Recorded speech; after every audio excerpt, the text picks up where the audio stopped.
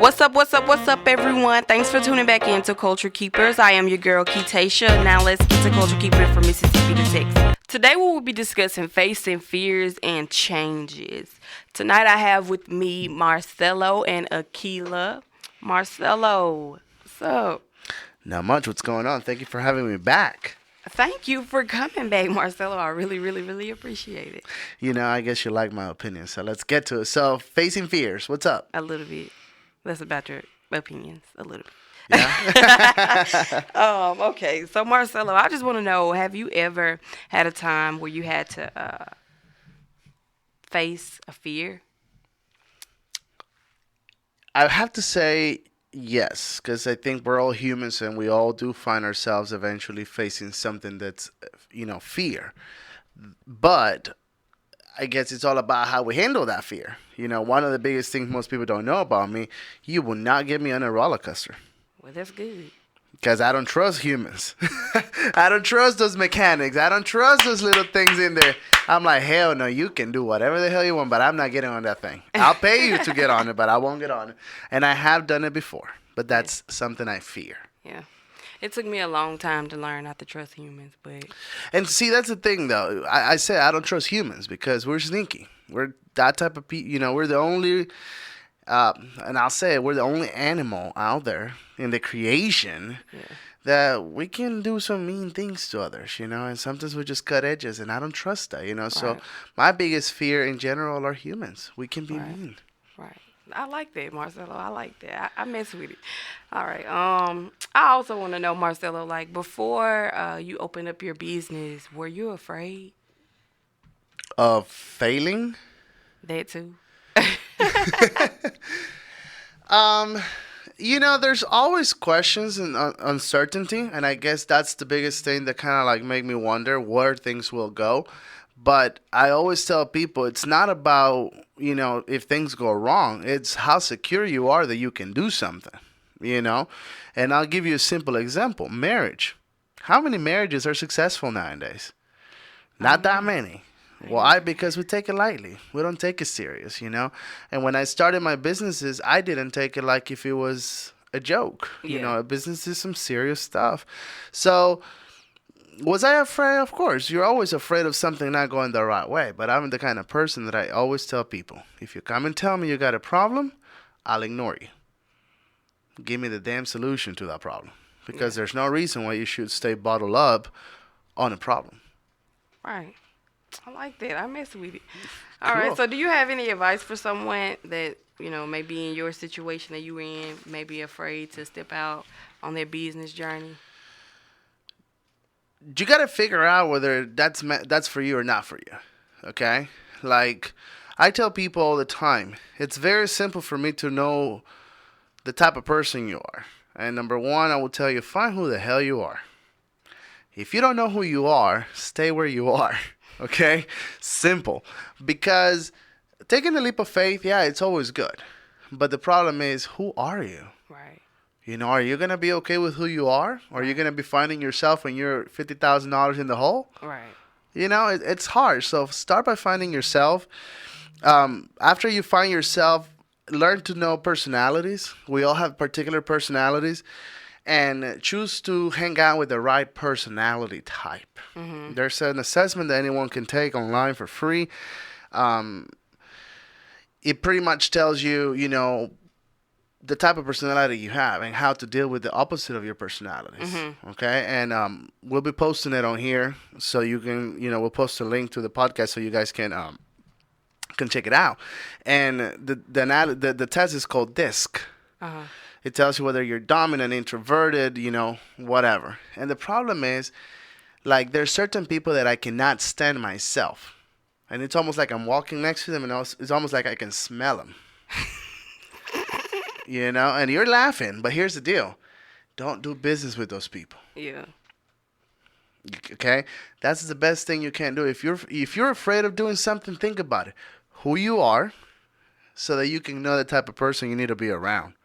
Because if not, trust me, it ain't going to work. Yeah. So your fears, you got to face them, but you got to figure out who you are first. Right. Tell me about you, though. What you What's your mean? biggest fear? What's my biggest fear? Yeah. I don't know. What was my biggest fear that I've overcome, well, that I overcame, was when I moved from my hometown to like a suburban area, like where it was like mixed, and I come from a predominant black area, and then now I'm going to school with like black and white kids, and I come from a school where it's all black kids. So I was afraid of like a lot of stuff, and then I was afraid of change also, because it was just like my move here. I was afraid of change when I first got here, but now I'm So kind you of come from adjusting. Mississippi. Right. So Texas to you was a drastic change. What? Have you saw Houston out there? No. Boy, See, have you been on 16? oh, every day. Have every you been day. on 16? See, I commute 45 minutes from my home to my office every day on the highway, Man. 65, 70 mile an hour. Okay? So I come from a city. I'm a city boy Yeah. with a country heart, you know. But, you know, people do tell me that Houston is crazy. You know, it's too big, it's crazy. But it's country. That's what I like about it. Exactly. That's what I like about it. You know, but, so were you afraid when you got to Houston? What? Afraid of the people. It's a new kind of people. Now I'm out here where it's like a real diversity of people. Like you got a lot of Asians. You got a lot of El Salvadorians. I've never Oh, yeah. met these kind of people before. I know way too many people here right now that I didn't know last year. For real, like El Yeah. Salvadorians, Panamanians. Like we don't have those type of people in Mississippi. So yeah, I was afraid. Like it was But- different. But how did you overcome that fear, though? Because, see, we're looking at Texas as now a destination. Lots of people are looking at Texas as their new home. So what can you tell these people, though? Come out here and own it. Come out Yeah? here and own it. And I got to come out here and represent for Mississippi. That gave me a reason. Now I'm out here and I feel like I got to do something. You feel what I'm saying? See, I tell people, you know, I'm a business owner. You know, I own multiple businesses. And I tell people, Houston is a business owner city. It is. It's not an employee city. It's hard to find labor in Houston. You want to find people to work for you and stuff? It is a true challenge to find good employees. Now you go to Dallas, everybody's employee. Everybody's an employee. Everybody's looking for a job. Mississippi. You know, but here in Houston, everybody's opening their own business. Everybody's making, you know, a move. And I think that's something that it might impact a lot of people when they get to Houston for the first time. That's Because, what I told you when I first got here. Seeing everybody owns something. yeah. Like they may come to the 9 to 5, but when they leave the 9 to 5, like they going to the real 9 to 5 because they Correct. got their own It's business. because the opportunities, you know, it's all about opportunities. And I tell people very commonly that it's not about what we get, is what we make of ourselves. And Houston has an opportunity to make just about whatever you want. Hey, Akila. Hi, Keisha. How are you? I'm fine. Thanks for asking. Welcome back to the show. Thank you for having me on Culture Keepers. All right, so Akila, tonight I have a few questions for you, similar to the ones that I asked Marcelo. The first one is, have you ever had a time where you were afraid of change? Am I allowed to cuss? Yes, you are. I fucking hate change. Okay, I think that's why I stay in certain things all the time. But yeah, there's been several times. I apologize. There's been several times where I have been extremely afraid of change, but I've grown into it. I pushed myself to move to Houston. So my move to Houston was a little bit different. I was working in a school district. Everybody knows we're from Mississippi, the Mississippi Delta. And I was working in a really good school district, and things began to change. And I knew that change was not going to afford me the opportunities that I wanted, right? So I decided that I was going to apply to jobs in places that I once wanted to go. But then I also had classmates that were working in different cities too. So they were like reaching out to people, and a couple of classmates got me some interviews in New Orleans. But that's when we were taking those trips to New Orleans. I think you went one time maybe. Yeah. So went to New Orleans. I had like 6 different interviews in New Orleans and was getting ready to move to New Orleans and was offered the job here. The reason I wanted to leave Mississippi, especially in our area, if you already, like if you're a teacher and they have people in position already, it's extremely hard to get a chance to be able to move up because most people get in those spots and they sit. So I had decided that I was like, I've reached sort of like my point, my peak here, and I wanted to step my game up. So when I was offered the job in Houston, I was horrified. I think you helped me move, and I like stayed in my house with nothing in my house. There was no furniture. I slept on the floor. I was like, I don't want to leave. My silly self, but I pushed myself to come out here. This is my second time driving across country. I think I drove across country the first time for an internship, and then second time to move out here. And I've had to have a complete growth mindset with like moving, like thinking about what it is that I'm attempting to improve with my life, where I want my life to go. And that's why Keisha always like laughs at me like, Keela, you always saying, what's my plan? Because that's the thing. Right. But like, you be on me and I love it. I love it. Like you gotta, for everything, it can be a relationship, it could, whatever it is, you need a plan. You need a plan, right? So my plan was to come out here. I wanted to elevate myself as far as like getting out of the classroom. So I came out here, worked hard my first year, was tempted at every angle to go back because I'm not used to being disrespected. And then people like telling me that I can't get slick at the mouth either. So that was like like something that was really tough. And then when I got them to adapt to me, it was cool. But yeah, change is tough, but you have to understand that. I think I texted you this one day that like trouble is inevitable. But like you decide how you're gonna deal with everything else. Like you decide what it looks like, what it feels like, what you're gonna go through. Right? You create. Like I told my kids today, we create our own weather. It's gloomy as hell outside, but I'm happy as hell on the inside. Like I'm not gonna be upset because it's dark outside or I got X, Y, Z going on. So like change, you just have to be prepared for it. And sometimes I take the back because sometimes you can't be prepared for it. You just have to be willing to roll with the punches or deal with it. Yeah, and deal with it purposefully. Yeah. Right. Like deal with it with the mindset of like whatever this is, it's a lesson and a blessing, whether it's sad or whatever, right? Because like my mom has something going on right now with her diabetes, and I was completely horrified initially, but then I was like, okay, this is a blessing and it's a lesson. All right. Okay, so Akila, I kind of want to piggyback off what you said. You told me something about inevitable or whatever.